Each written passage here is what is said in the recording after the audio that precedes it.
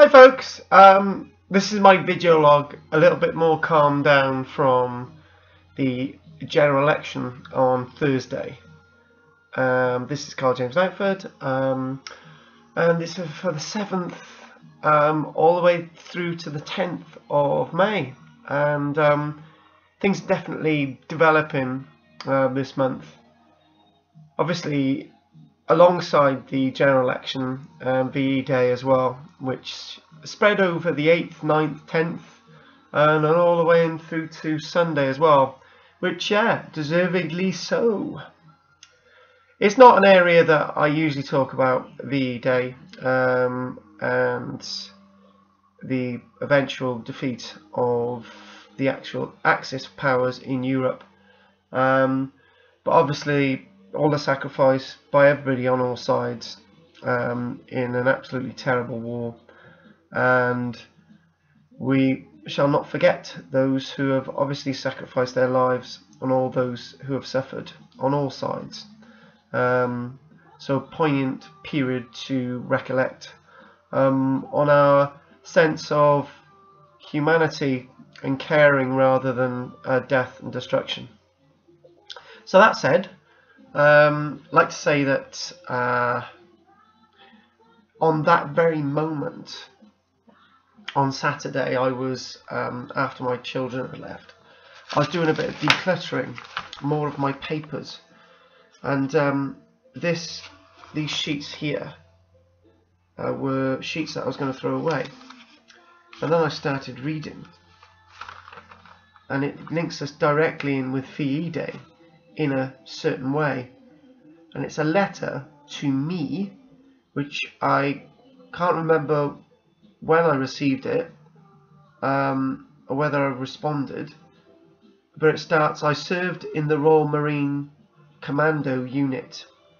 We were brought from Molfetta on the Adriatic coast after a successful raid onto Molly, further north, to assist in the crossing of the Gargliano River on the opposite coastline, north of Naples, south of Rome.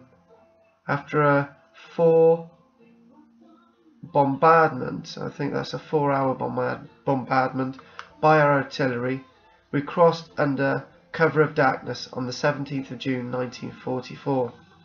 Landing on the opposite river bank, we struck marshy ground, except for bursts of enemy machine gun fire and odd mortar shells. It was comfortable compared with our last encounter with the German forces at Tamoli." And I'm not going to go on actually, because it's a 7-page story all the way there.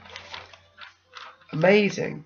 This is from a Reginald Meacock, and the story here is a film script in the efforts of soldiers under fire and not so, coming across a German soldier, and that German soldier was guarding something very special. And I'm not going to give anything away, but this is why we declutter, all of us. The other week I found that very special coin that I found. This week I found this, and as I go through I'm finding more and things to link with parts of my life that I'd forgotten. So if anything happens to me, these sheets of paper are very important, and yes. So that's the value of decluttering, getting through your life, finding important things whilst you get rid of all the other, once you get rid of the crap. Good.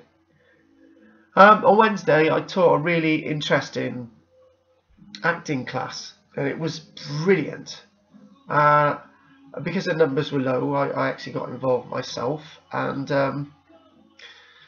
transformation of people I've worked with for a few weeks, and I think about 2 months or so, and it's, well, longer than that. It seems shorter, and we did a sketch, Macbeth and the Three Witches, and it was strange that suddenly the method acting I do, cross between method acting and improv, managed to get them actually becoming witches. around the cauldron. That was amazing to do that and see that. And Tom, who wasn't there, said that it's better when I get involved in the acting, and I'm teaching it, but then again, teaching by example. Sometimes I feel that I can be supplanted by my own students, which is a good thing, because obviously my teacher must be working. And also we looked at the story of the Trail of Tears on the 29th of December 1890. The last peoples of the Sioux Nation, or part of the Sioux Nation, were massacred. Some say it was deliberate, others say it wasn't. So we went through this, and I let the thing play out. I told 2 officers who I'd cast to be the officers, Ash and Rob, to not want to massacre these Indians, to try and stop it. Indians, that's what they called them then, Native Americans. And weirdly enough, even though with all attempts of not massacring these Native Americans, they ended up doing so, obviously improvising and stuff. That was strange. And also a radio piece we managed to do, so that was awesome, playing against people's actual character, doing the reverse, and that seems to work as well. Sounds really good. Teaching archaeology at this minute. Well, last week we looked at leprosy. Oh no, that was a week before. Carl, shut up. I was looking at the area of typhus and the area of cholera. Strangely enough, my students seem to love it. We've got plague next week. Whew, a lot to build up for. So obviously I'll be making a video of that coming up. And spent lots of time with my children on late Friday and Saturday. So one final thing about the election. Maybe I've calmed down a bit, maybe I haven't. I think the comments that I've been putting on Facebook about it are against what I'm trying to do with these video logs. So I think I'll stop in the next day or so.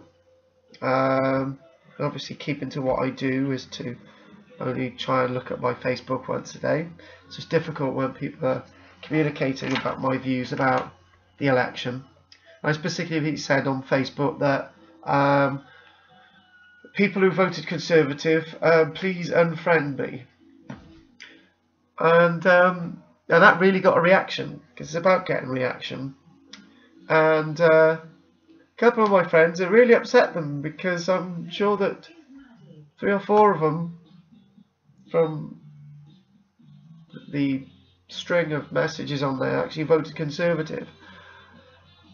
And the point with all this is that I feel that we've come into an age of politics that is very toxic. And it's become very toxic because of what Conservatives were saying in the last election. Vote Labour and you get SNP, and lots of people in England took that to heart. But in Scotland they did the reverse. They just voted SNP, and 56 of the MPs out of 59 all voted SNP, and in at least 2 of those remaining 3 seats, it was so close that a couple more votes would have meant that the SNP had 58 seats in Scotland. That would have been amazing. And I think what I'm trying to say is that the electoral system is more acute now. Does not favour the old traditional parties, Liberal Democrat, and then you put Green, Nationalist parties, and then UKIP, and the parties in Northern Ireland, not forgetting them. And it's an old system that favoured just 2 parties, Whig and Tory, obviously Conservative and then Liberal. Now so many different parties are involved, and you see that 120 constituencies, second place voted UKIP, and nearly 4 million people voted UKIP, and only 1 MP. and it seems very unfair that you get just over 1.6 million people voting SNP and I get 56 MPs.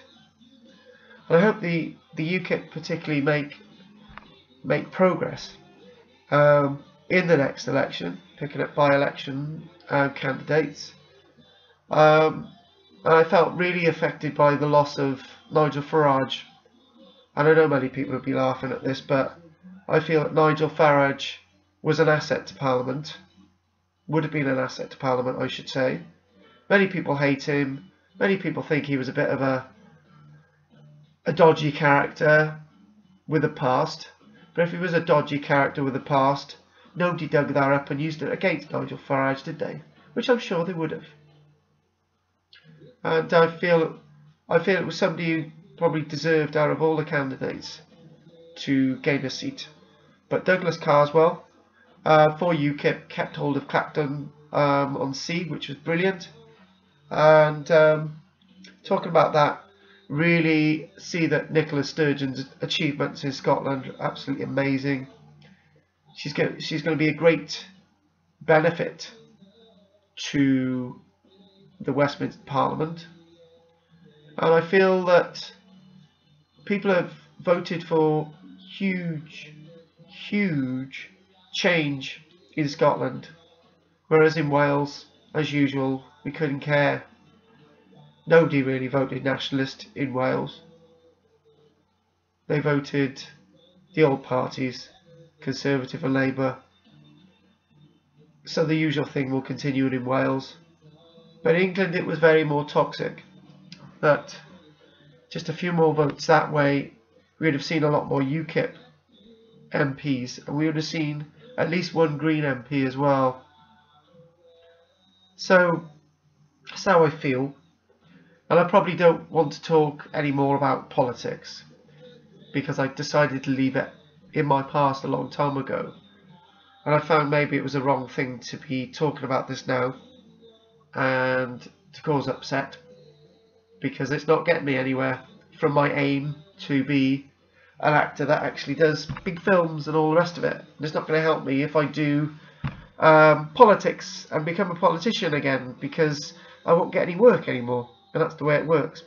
Anyway, thanks for watching this video log, and I'll speak to you all soon. Thank you.